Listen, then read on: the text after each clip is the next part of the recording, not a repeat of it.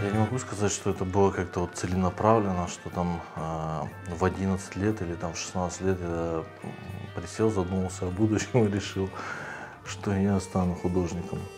Нет, на самом деле это прочитывалось с детства, просто не всегда мы это готовы распознать сразу. Потому что все дети рисуют, но после определенного времени рисуют только те, кто будет дальше рисовать.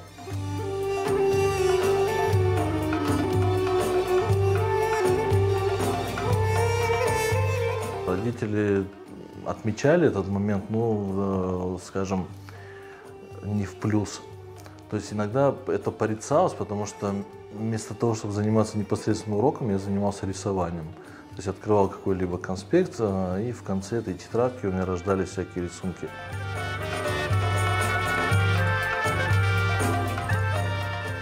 Я любил лепить. Эти вот пачки пластилинов, они у нас не заканчивались. И даже отец собрал такую полочку, где у меня выстраивались мои поделки. Ближе там, к 11 классу это уже приобрело форму. То есть мы поняли, что нужно что-то с этим делать. Я поступил в КИПУ на кафедру из УДПИ. Там я уже начал понимать, что моя жизнь уже будет связана непосредственно с творчеством, и причем вот с такими направлениями, там, как скульптура, живопись, рисунок, керамика, вот в таком формате.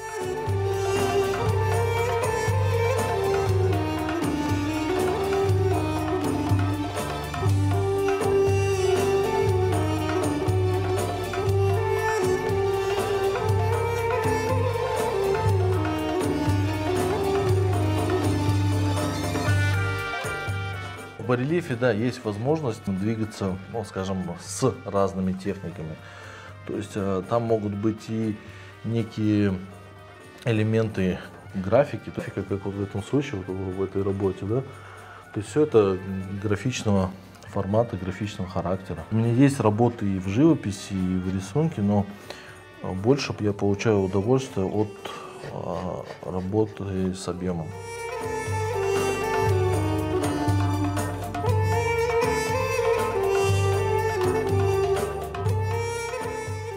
Принцип барельефа в своей основе несет игру света и тени. Вот этот вот тонкий рельеф, который мы воспринимаем в итоге, он подчеркивается светом.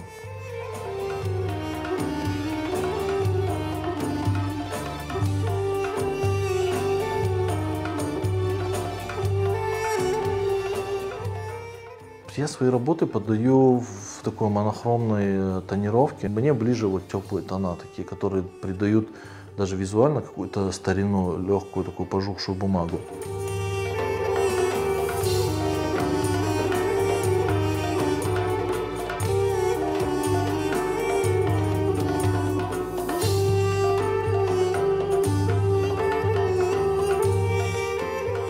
Основная часть моих работ – это старинный Крым. То есть это тот Крым, которого уже не остается. То есть вот те старинные улицы, старинная архитектура. Я считаю, что нам нужно пройти этот момент в творчестве, то есть не только в творчестве. Мы должны преодолеть вот ту часть, которую мы не прожили. То есть мы должны соединить вот два куска истории, который был, скажем, там, до и который есть после. Изображая вот этот Крым прошлого, я переживаю эти все моменты, я живу в то время. Говорят, без прошлого нет будущего.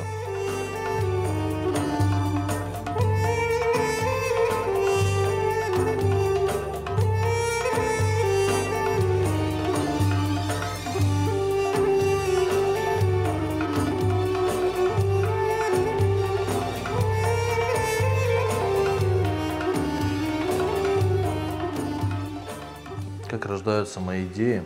Случайно. То есть можно случайно увидеть какой-то фрагмент дома, улицы, там, кусочек какой-то керамики, черепица. Ну, может быть, какой-то случайный маленький фрагмент, которому твое сознание, подсознание дорисовывает уже все остальное. Мои мысли начинают потихоньку приобретать форму. То есть сначала я пытаюсь это отрисовать каким-то образом, добавить деталей, которые я увидел. Но фактически центром этого всего, центром этой идеи, точкой отсчета является какой-то, возможно, на первый взгляд незначительный элемент, но именно этот элемент, он простраивает вот эту всю дорогу в эту картину.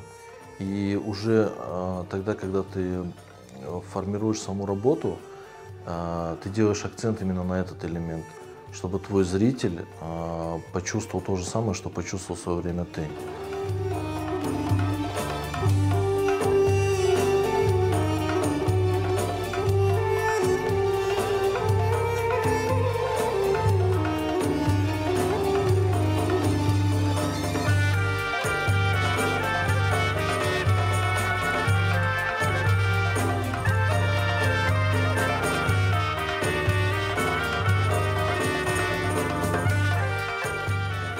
Есть те работы, которые делаются на одном дыхании.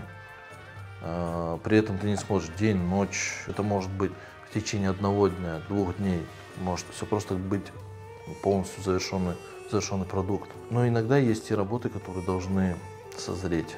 И это те работы, которые ты должен сделать их качественно, ты должен подойти к этому с полной ответственностью, но ты их даже не хочешь видеть. И вот спустя какое-то время уже ты подходишь к этому более осознанно. Ты возвращаешь эту работу снова на стенд, на мольберт, по-новому к ней подходишь. И тогда работа идет совсем по-другому. И в день, 2, 3 ты можешь завершить ее.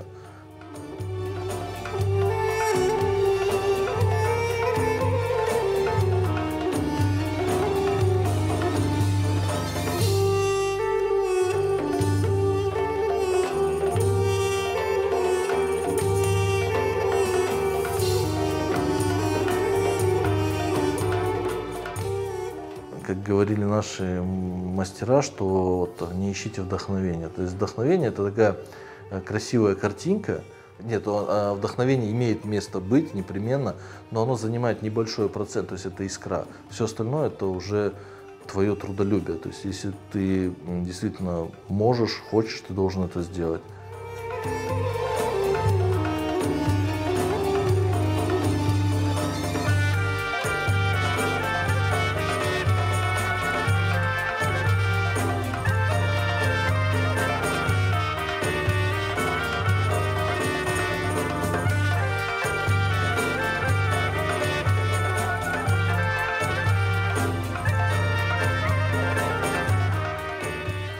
Я очень долгое время живу в Симферополе и мечтаю перебраться в Бахчисарай.